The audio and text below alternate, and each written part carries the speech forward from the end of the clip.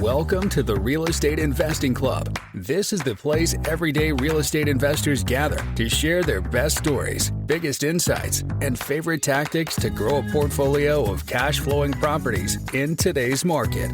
Here's your host, Gabe Peterson.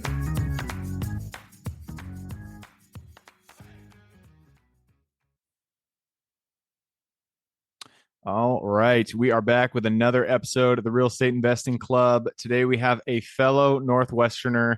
We don't have a lot of the Pacific Northwest guys on this show, but I am super excited to have one today in Paul Campo over there in Coeur d'Alene. Not the same state as Washington, but Idaho is close enough. So Paul, I am super excited to have you on the show. Thank you very much for hopping on. Yeah, man. Happy to be here. Appreciate being on. For sure. Paul is a specialist in land flipping, note investing, wholesaling, and generating leads through something that I don't think we've ever talked about on the show, generating leads through email.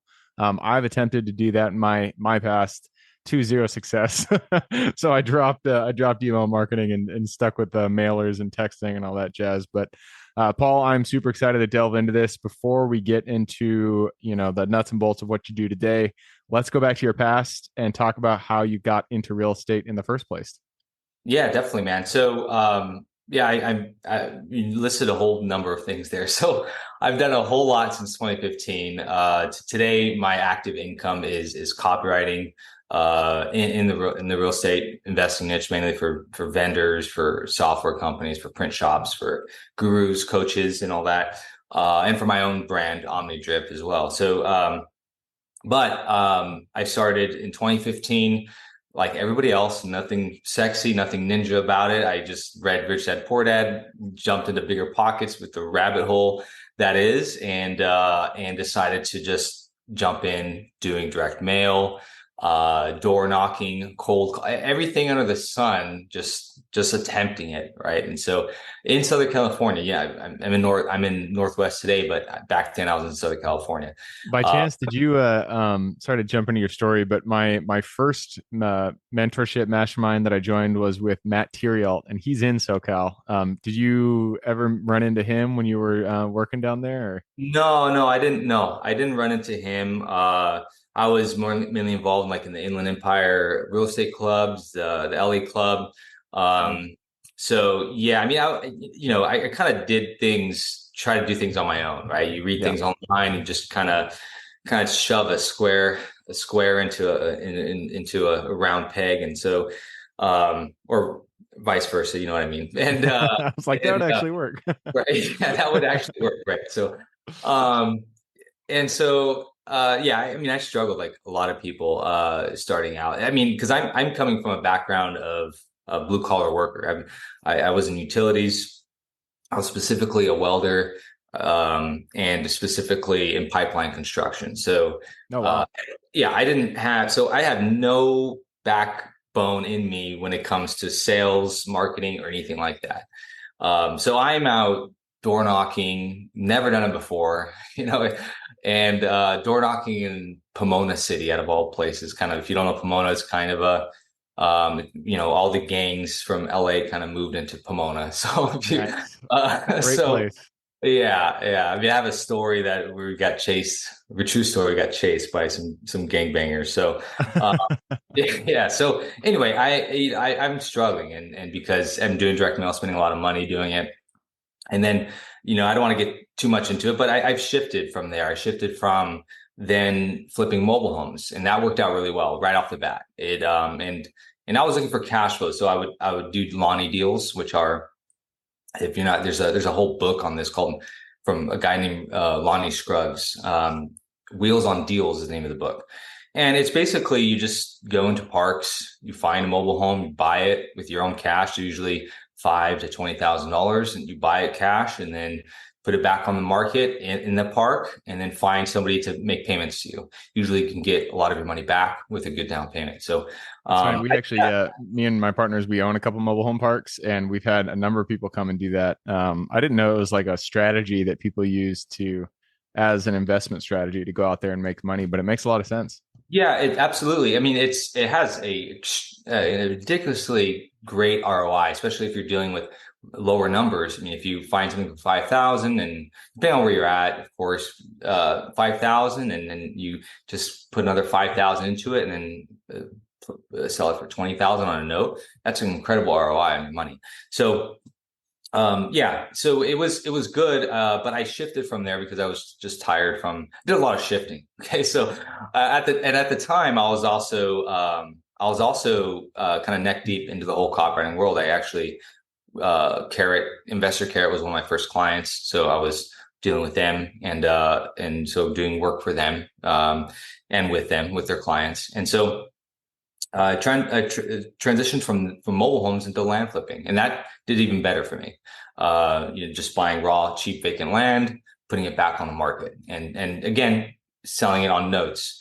I was really enjoying the whole note business, note origination business. So just I like the idea, get a lot of my money back, and I have this cash flow that I don't ever have to maintain, of course, unless they default. Right, the default gotta resell it again. So that was pretty much like, that was kind of a 5-year span. In that span, I kind of branched off more into copywriting.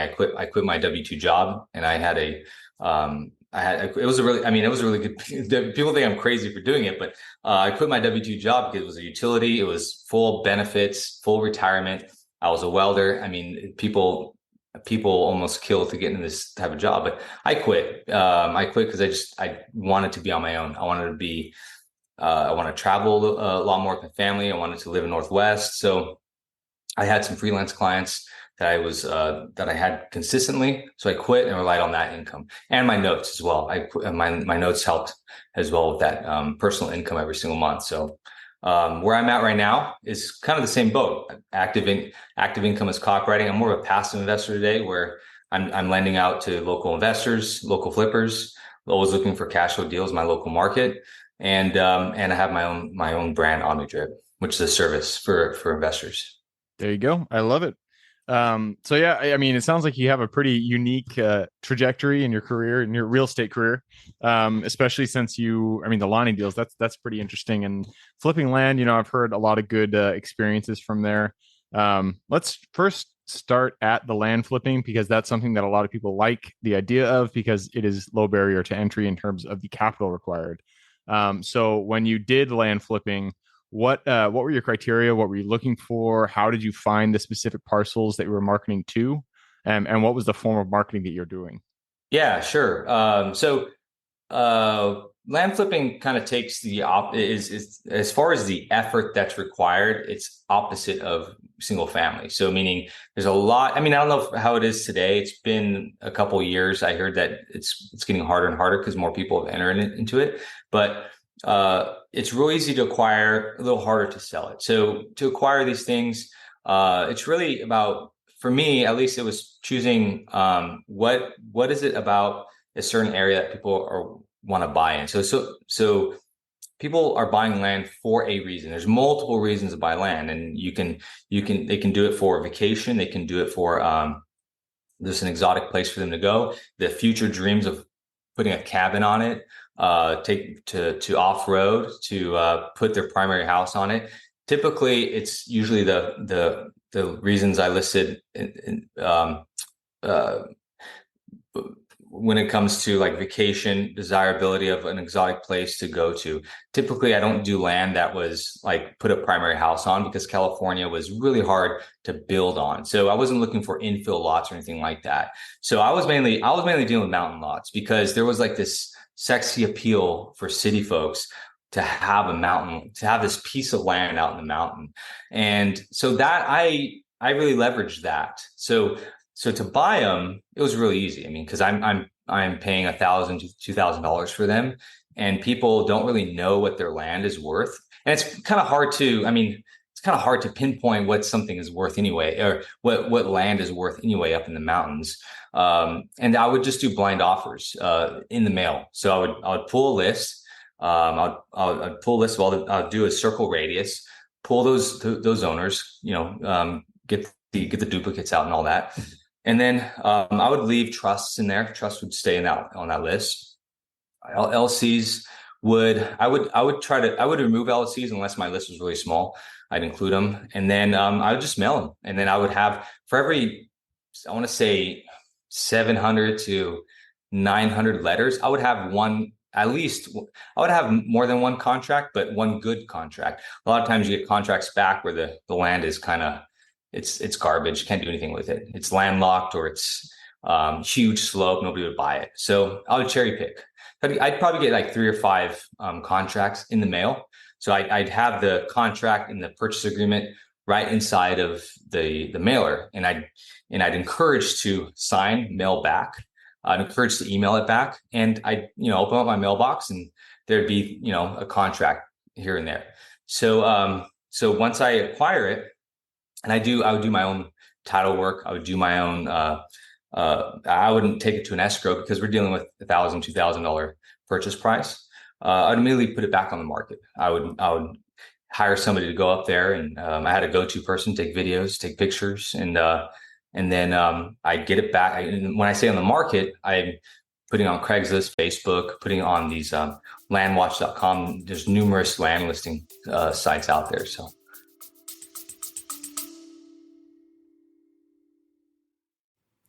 Before we continue on with today's guest, I want to tell you guys about a community I'm launching on School to help investors like yourself grow your own portfolio. In this community, you'll get access to all the docs I use, all the systems I've built, everything I've used to grow my own portfolio, as well as instructions and guidance on how to get out there and find great deals, how to finance those deals, and then how to manage them for great returns. Since we're just launching it, the price will be set at a measly $20 per month, and whatever price you join at is the price you'll have for life. We will be increasing the price as the group grows, so if you're at all interested in growing your portfolio along other investors, now is the time to join. I will put the link somewhere in the bio or on our podcast website at therealestateinvestingclub.com, so if you are interested, head on over there. With that said, let's get back to the podcast. Nice. And so it sounds like, are you still executing the strategy, or is it something that you have, kind of now you're just investing passively and you're not looking more actively in the market? Today I still have notes. I actually just defaulted on one, one defaulted with me last year. So I sold that one. I mean, I just sold it cash. I just gave it to a realtor. But I haven't acquired one in over a year. My focus has been 100% on my brand OmniDrip, which helps investors create follow-up systems on the back end, and that's been my number one focus. So cool. Well, yeah, let's talk about OmniDrip then. This is, as you said, it's a email follow-up sequence, correct? So it's how someone would generate more leads from their current marketing once the potential seller has already engaged with you. And jump in here if I'm telling this wrong, but so I guess just give us an overview of what OmniDrip does. I don't want to put words in your mouth. Yeah, definitely. It's not just email. So it's an entire system for follow-up. So that's the biggest gap that when I deal with investors is that they put a whole ton of money into acquiring leads, and leads are expensive. Leads can be, if you're paying for it, if you're paying for it versus ads and direct mail, you can be paying $200 to $500 per lead. Sometimes they dump all this money into acquisitions, but then they forget about their data. And the data in their CRM is the most important data. As long as it's fresh, is the most important data on earth for them, and they neglect it. And so I've been in marketing for all these years. All the whole story I was telling you about, I was also ran my own podcast, just like what you're doing. I had an info publishing business as well. So marketing has been kind of my name of the game for me. And so I create what I do for investors is we create this system of emails, SMS buckets, sales buckets, and tasks and notifications, so that when a lead comes in, they know where to put this lead in their CRM.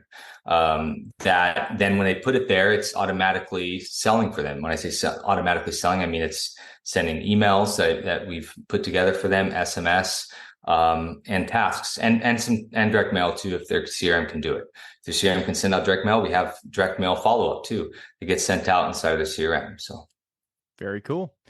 So let's talk a little bit. I mean, you said you do a lot of copywriting, and that's one of the things that, especially when it comes to direct mail, I always kind of second guess myself on what I should be saying to these sellers. We usually do postcards for the first touch. When we first send out a mailer to a list, it's going to be a postcard. And now I, in fact, we just sent one this morning and I completely forgot what it said, but it was pretty basic. It was like, hey, my name's Gabe. I buy properties, I buy land, I buy whatever. And this is the address. Are you interested in selling? Something super basic. So when it comes to copywriting postcards and regular letter mailers, what do you suggest people put in those the first touch?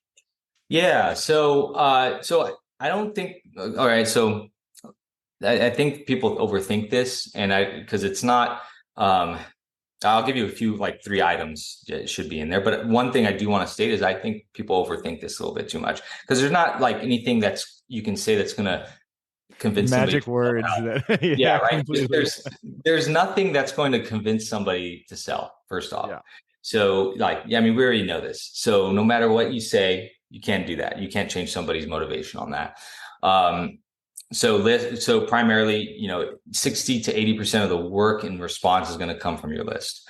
So the other items I would say though to leverage is, one is I would today, these days, include a brand and URL in there. More people are Googling, and I'm seeing for clients, for people, and it's more people are going to the forums and filling out the forms or calling from the site. So they see the letter, and if they're a seller, right, that's the number one. If they're a seller, they're skeptical. They're very skeptical of this. Because it just sounds kind of scammy, like if they've never gotten anything like this before, and if they're in a market that they don't get a lot of this stuff, or they don't see or pay attention to this stuff, it looks scammy. So one, eliminating that skepticism and putting some kind of other omni-channel marketing method. They go to your website. Hopefully, you have a pixel in there for some retargeting, and they fill out your form. At least you have a good, credible looking brand behind it. When I started doing it, the rule of thumb was, don't put a website. You want to look like the local guy. I get that, but I'm just not seeing that in the stats today. More people are skeptical than that. Like, it's just getting a scammy letter like that. It just doesn't fly that well in most markets. Second of all, if you're in a market that really, Northwest is one of them, especially out here in Idaho. If you're in a market that really prizes locality, like, doing business with local people, I would really highlight that fact. I think that's in a lot of markets. In a lot of markets, people rather deal with the local person rather than the national investor coming in. So if you are a national investor, find ways you can say the word local if you have boots on the ground or something like that. And so that's third of all, I would include the number one solution to today's problem. So what I mean by that is, I don't like to have long, and we've tested long versus short. Short has always won. Doesn't mean that short win, that long doesn't win. And maybe there's just an occasion or the way I wrote the copy, but there's only so much I can say. So if I say I'm going to buy your house, what does that mean to the seller? So there's a whole lot, there's a ton of crap that relates to, right? It means they can sell with all their stuff behind. They can sell without having to deal with an agent, without having to deal with open house, all this minutia. Several years ago, if you put on the letter cash, like, I'm going to buy it with cash, and you reinstated that, talk about cash offer, that had less weight a few years ago because cash offers were a commodity. Everybody on the MLS was giving out cash offers, right? So it wasn't something that really stood out. But if you put in no realtor fees, now that has a little bit more attention because there's at that time the MLS is there's a lot more inventory on the MLS than there is today. And so the appeal to, hey, I don't have to pay commission was a lot more appealing than cash. Does that make sense so far, Gabe? So today, yeah. Yeah, today it would be if the market's slowing down in your market and days on market are creeping up here. For example, we're seeing days on market creep up. Prices are a little bit falling. Less buyers in the market. So what's the solution? What does your cash offer give for that solution? And that's the one feature, one benefit that I would mention. I would just subtly mention this is what could happen. This is what it means for your cash offer. So. Cool. Yeah, that makes total sense to me. How about follow-up? I mean, we all know the gold is in the follow-up. If you let leads just kind of hang out there, you're going to lose them. So what are your top tips? Like, what are the first, the best things that people can do when they have already touched a list? How should they be following up with the lists that have come in, or the leads that have come in? Yeah, absolutely. There's a whole so I guess I can break it down to three things. That's how I usually do in webinars and podcasts. Just there's three things we can do. And there's three things that we do with my brand, OmniDrip. And so number one, like top level, like looking at 10,000 foot view is the buckets, the sequences, right? Everyone looks at it as just, oh, these are drip sequences, but I look at it as a total system of how a lead flows through from beginning to end. We have phases. Everybody has a phase that they go through. Once a seller hits their system, what's the next thing? Well, the next thing is book an appointment, and they haven't booked an appointment yet. So they're going to stay in this sequence. Maybe it's a missed call. Maybe it's a form filled. They're going to stay in the sequence until we book the appointment. They book an appointment. There's a sequence for that. And I have a sequence for booked appointment because I'm a believer in pre-selling. And my clients have talked about how they feel from using this. They feel that it does help getting a seller more comfortable with the actual appointment and getting them ready. Once they book the appointment, if they miss the appointment, that's an obvious sequence. You miss the appointment. The reason why I break it up into all these little sequences. Yeah. The events is one, helps your lead manager keep track of. You can easily look, okay, this person's in the missed appointment sequence. So the missed appointment, and the copy can be driven for the next sale, right? There's I once heard somebody, give their grief about cold calling. Like they're cold calling, they can't find a deal cold calling. But the problem with that is that you're not trying to find a deal when you're cold calling. All you're doing when you're cold calling is you're just looking for sellers. That's it. That's the first sale you have to make. There's a whole bunch of little sales you have to make before you even actually get to the deal. So as in marketing, we have all these little mini sales we have to make along the road. So if they miss the appointment, then my sale I have to drive them to is to reschedule. So the copy is target focused and molded for that specific event. So all these, if they say that the offer is too low and it's a landlord, boom, there's a sequence there that's specific for that event, that objection that they gave. So all these, so I have about 20. I have more than that. We have about 25 in our database, and that's what all these little touch points for all types of different scenarios. So. Nice. Yeah, that makes total sense to me. I mean, there's all these small things that can occur, which will kind of change your strategy going forward, trying to get to that sale. And you're right. Wait, what's the statistic? It's like you have to interact with somebody 7 times before they're likely to sell to you, something like that. That's the old statistic. It's a lot more now. Now they're finding times. A lot more. Let me give you this perspective. I have peers that so I have a client deal with, he's in a print shop. They're a direct mail company for investors. We don't see somebody buy until 4 months later, on average. So 3 to 4 months. So we're doing paid ads. And then once they get once they're on our email list, they're getting almost a daily email. They're seeing ads on top of that. They may see some organic posts as well. That's a shitload of posts. Excuse me. That's a ton of touches right there. I have a friend who sells copywriting courses. He's really well known in the market. His name is Daniel Thrustle. He just sells in the copywriting niche, and he doesn't see a sale on average until 120 emails, and he emails daily. So it takes a lot more. Yeah, So 120 yeah, emails. That's a lot. That's more than I thought. right. So Which goes to show that you should be following up more than you think. absolutely. And I know So that I even, we don't do emails, but we usually just call, we follow up with the sellers that we deal with on the phone.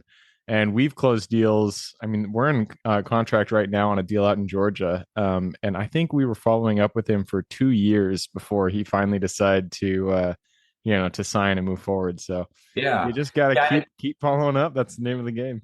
yeah, I don't think it's in the email or the SMS. I mean, I make sure that I include tasks for. I mean, a lot of people want to do ringless voicemail, and my clients are really just like I've set them up with scripts. We do set them up with scripts that make sense for each sequence, and but they want to do ringless voicemail. I see it like this: if you're actually calling the person and then leaving a message, that's two touches. So because if you I don't even me personally, I don't even check my voicemail. It could be weeks until I actually check it. But if I get a missed call, that's one touch because I see it on my phone. I look at it as a touch. Oh, I see a missed call. And then the voicemail left is a second touch, right? So I look at it as a very omni-channel type of way. So if I leave a message, if I send a text message, an automated message, and for me, it's not just about like my philosophy, because I think a lot of investors struggle with what to say other than, hey, are you still interested in selling? Right? That's the biggest struggle. Like they can't get past that. And there's a whole bunch of stuff if they go on my website and get the samples and get my demo, they'll see what I mean. There's a whole list of things you can say that aren't just, hey, are you still looking to sell? Well, one of the things early on is we try to move them to other assets. So I deal with a lot of clients that have online presence. So hey, we create these articles for them that fit the sequence, that fit what we're trying. Like, so if the seller says to you that, hey, they're just going to fix the house themselves, cool. We're going to give them some value. We're going to give them an article about how to fix what are the top 5 rehab items in the market today.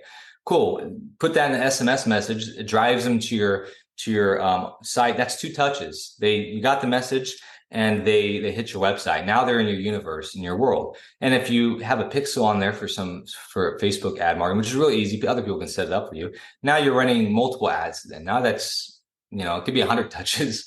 So yeah, big believer in all this because I want people to get into your universe and your world, and for you not to forget, so you don't forget you. Yep, absolutely. Yeah, I always think you mentioned the pixel and then the Google tag. Those are the 2 things. If somebody ever asks, like, what's the biggest ROI I can get on my marketing budget, I always say, just put a pixel and a Google tag or Google Analytics on your website, and then just run some remarketing ads because it's so cheap. And those are the people that actually have shown interest. They've gone to your website. They've demonstrated that they have interest in engaging with your company. So I like that you mentioned that. I just took a peek at the clock. It looks like we have run it down. So it's time to jump into the quick question round. Are you ready? Yep, absolutely. Let's do it. It starts with books or any form of education. I need 2 recommendations, one for general life wisdom, one for real estate or business specific. General life wisdom. So I love reading. I love reading biographies. But I'm going to list off the book that I just constantly go to and I'm always reading. It's an audiobook. There's no actual book, very old book. It's called The Strangest Secret by Earl Nightingale. It's an old, So old 1950s motivational speaker.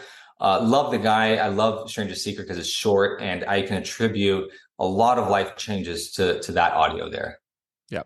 Yeah. That I've never read it. I've been given it I've been given that book many times, but I haven't actually gotten through it. I've heard great things though, so I should probably finish it up one of these days. Yeah. And that leads us to no, that was a 2-part question. The real estate book. Give me one of those. Real estate. Yeah. So I think my favorite for real estate is Invest with Debt by Jimmy Napier. That's I think a classic. It's what really drove me into note investing and getting started with the financial calculator, understanding how to calculate these, getting started into buying stuff, seller finance, selling stuff, seller finance. So selling notes as well. If you want to ever sell partials of your notes and things like that, you can get some creative stuff, which is really awesome. So that's my favorite for real estate right now. Nice. Yeah, I have heard of that one before. That does sound like a good one. I haven't jumped into notes yet, but if I do, I'm definitely gonna have to pick that book up. All right, next question is about your business. The three first positions that we hire form the foundation of our business. I forgot my own lead in there. The first three positions you hire form the foundation of your business. What are they for you, and would you do it differently if you did it again today? You said hiring positions, so somebody to hire into. Yeah, so the first three positions you hire for your business, usually they Oh, like form the foundation of what you're working yeah. on. So what were those three positions for you, and would you do it differently if you did it again today? Absolutely. So VA who runs quote production. So production can be moving things down the pipeline. So I guess it depends on how you structure your business, right? For me, for OmniDrip, I have a service base. So it's a production. So the VA is crucial to me, and giving her in training, getting her trained, getting a Trello board, everything on how moving a lead down the line, the production line. That's how I see it. So VA has been crucial for me. How I would do it differently, I think how I do it today is from my mistakes in the past. One is not just handing something to a VA and hoping that they're going to do it right. They never do. They don't. And so you need to have a way of doing things already in your mind and putting down for them to understand. Yeah. So you cannot rely somebody to create your systems and processes for you. You got to create those from the beginning and then tweak them along the way. So do not allow anybody to not just give it to somebody and trust and never verify. Yep. Yeah, that's why I love not Zoom. I like Zoom too, but Loom. I love Loom. Oh yeah. Because it makes it so easy to make those, little videos for VAs. Like, hey, I want you to do this, run through it once yourself, record it with Loom, send them the link, and yeah, super easy. And make checklists, because almost everything you do can be broken down to a checklist. And so, I make a checklist, and in those checklists, there's embedded videos, Loom videos. And then they have to, on my Trello boards, they have to check off for each lead, for each client, they have to check off what they've done before they move that person to the next phase, next down the line. Yeah, I love that. I also Loom. Another reason I like Loom is they start their videos at 1.25 or 1.5 or something like that speed. And so when you're watching it, I've noticed this when I send the link to my VA, I'll look at the video and it's going super fast. And I'm like, that's actually useful because, watching this at one time speed is kind of boring. But that's an aside there. Unless the guy, talks like a maniac and is way too fast for you to. Yeah. What did he just say? Yeah. All right. Next question is about the U.S. It's a big place, a lot of opportunity out there. Give me the single metro you're most excited about investing in today. Oh, my own local town. That's yeah. I mean, yeah. I think there's always a way to invest in your local town. Coeur d'Alene is a vacation rental place. So we just moved here and we've been here for 6-7 months now. Oh, wow. Yeah. So, I'm excited about discovering the community and all that and rubbing elbows with people out here. But it is definitely a short-term rental that if you want to invest, that's the name of the game out here. So there's ways to invest in your every market. It's just got to figure out what is the way that works the best. Yeah. Yeah. Yep. All right. And this is a good question for you. It all starts with finding the deal. So what is your favorite way to find good deals? Oh, I guess that's hard to because I'm not in the game today, and probably for land it was mail 100%. That was just we had that nailed down.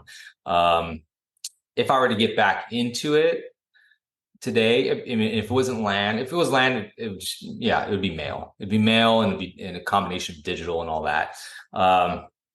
I don't think that let me, and we're running out of time here, but I don't think people should focus on one way of marketing. I think there's this whole saying, one of anything is really dangerous. So having that bottleneck there, right? SMS has been really on the news lately because it's making it difficult for people to cold SMS.